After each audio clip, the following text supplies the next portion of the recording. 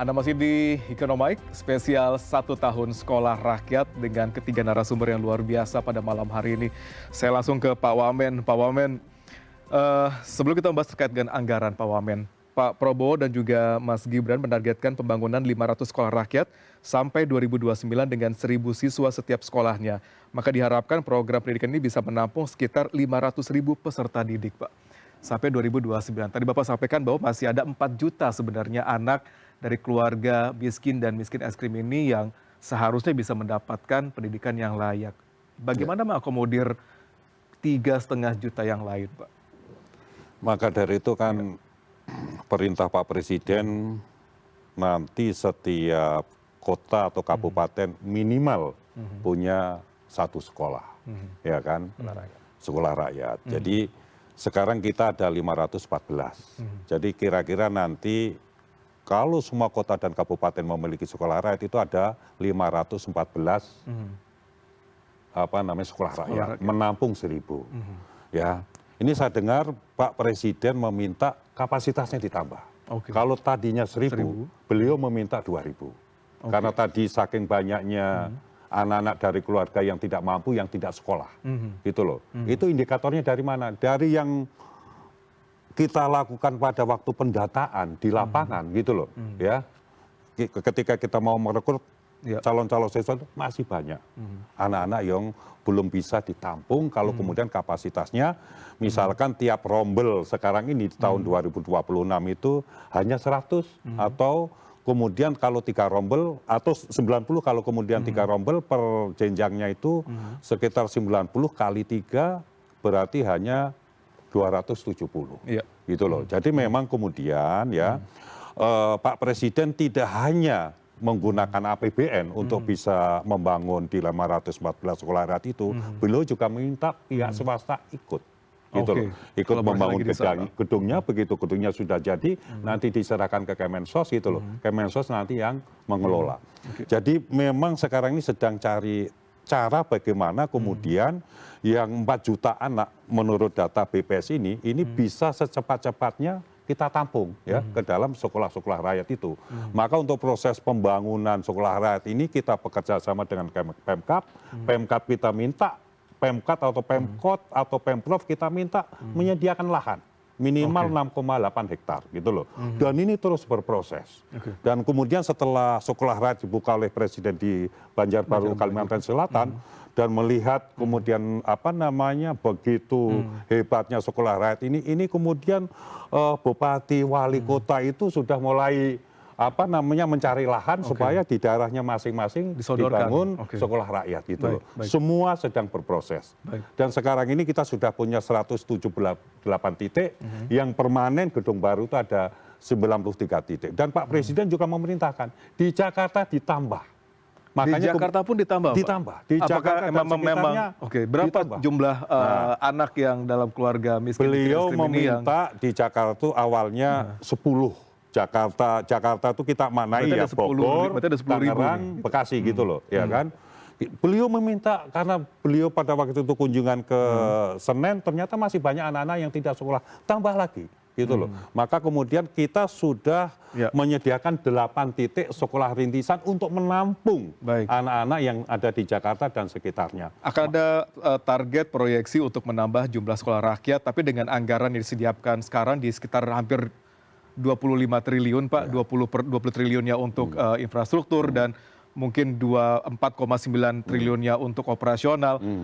Anda merasa itu cukup untuk melakukan hal itu semua gitu, Pak? Ya nanti kita lihat kebutuhannya seperti apa ya, kebutuhannya seperti apa. Tapi yang jelas bahwa sekarang ini kita sedang menyiapkan 93 titik permanen, ya kemudian totalnya itu ada sekitar 178 plus yang 8 titik yang ada di Jakarta itu. Nah, nanti konsep penganggarannya seperti apa? Karena itu anak-anak itu tiap hari makan 3 kali. Ya, snack 2 kali. Operasional ya mereka harus berseragam. Kemarin itu 8 setel. Sepatu yang tadi disebutkan oleh itu. Jadi di samping infrastruktur ya, artinya gedung dan mebeler dan lain-lain, kita juga harus kemudian menyiapkan anggaran untuk mengelola, menggaji guru gitu loh. Kemudian mengurus para siswa itu berarti 2,4 9 itu pasti akan minta tambahan ya Pak kira-kira? Ya tadi kita sudah melakukan rapat dinas di Kemensos dan Iya. kita sedang mengevaluasi kira-kira nanti kebutuhan anggarannya berapa nanti kita rumuskan kembali. Karena banyak perkembangan yang harus kita Akomodir. respon dan kita jawab. Baik, saya langsung ke Prof. Fur. Kalau dikatakan memang anggarannya 24,9 triliun atau hampir setengah dari dana bantuan operasional sekolah sebesar 64 triliun untuk 53,6 juta siswa seluruh Indonesia. Anda melihatnya gimana Pak? Apakah porsi tersebut yang diberikan ke Kemensos cukup besar dibandingkan yang diterima oleh anggaran pendidikan terutama dikelola oleh Disdakmen misalnya? Iya.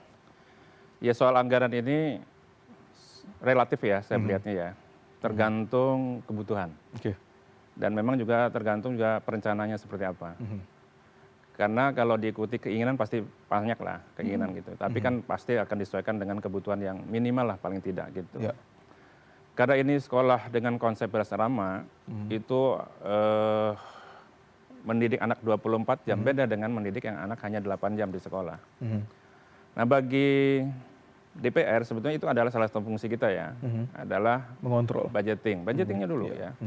Kita punya palu, ketuk, disetujui, setelah itu digunakan oleh teman-teman di kementerian.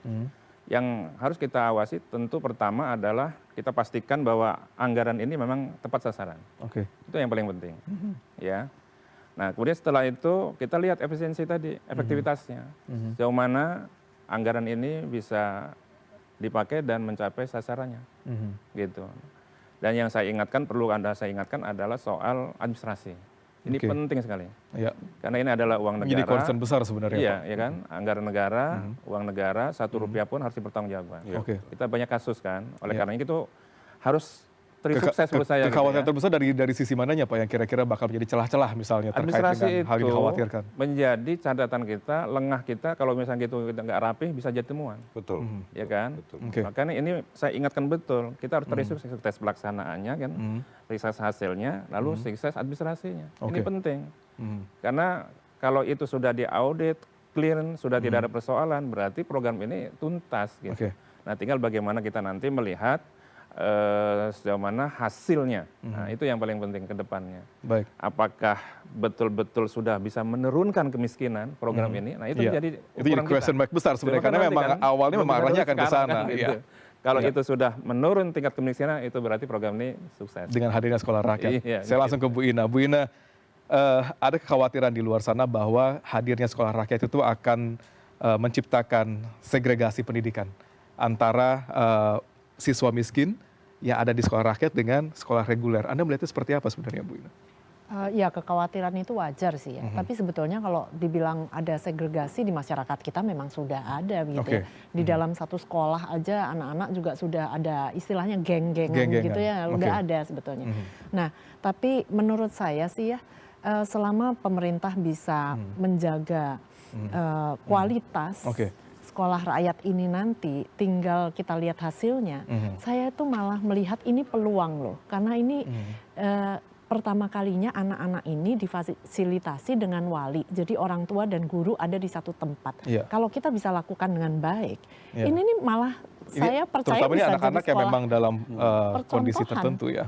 Betul, tapi justru saya melihat ini anak-anak yang lahir dari banyak masalah. Mereka tuh cenderung lebih tough kalau bisa mendapatkan pendidikan yang pas ya. Atau lebih rebel juga sebenarnya. Ya makanya dengan orang tua parenting yang benar, energinya kita bisa arahkan secara positif. Saya malah percaya ini jangan-jangan malah bisa menjadi contoh ideal bagi sekolah-sekolah reguler malahan. Tapi menurut saya ya malah bisa sekolah-sekolah reguler bakal ada yang iri gitu ya. Karena kita ngelihat di banyak anggarannya daerah. besar. Iya, ada masih atap bocor di sekolah-sekolah di daerah. Sementara ini kok rapih semua. Anak-anaknya dapat seragam, bagus semua, bersih, makanan.